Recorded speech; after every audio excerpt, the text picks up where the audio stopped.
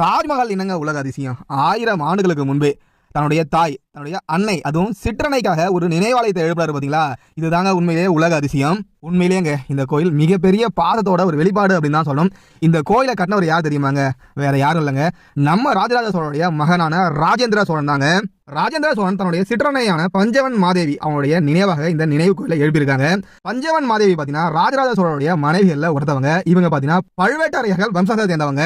இவங்க ராஜராஜ சோழனுடைய மகனான ராஜேந்திர சோழன் மீது மிகுந்த பாசம் கொண்டவங்க. அதனாலேயே ராஜேந்திர சோழனுக்கு அரசனாகும் போது போட்டி வந்துடக்கூடாது அப்படின்னு சொல்லிட்டு பிள்ளையே பெத்துக்கலையாம். அது மட்டும் இல்லாம இவங்க நிறைய கோயில்களுக்கு தானம் கொடுத்திருக்காங்க. மிக முக்கியமா சொல்லணும்னா தஞ்சாவூர் பெரிய கோயில் கட்டும் போது இவங்க நிறைய உதவிகள் செஞ்சிருக்காங்க அப்படின்னு கூட செவி வழி தகவல்கள் இன்னும் இருக்கு.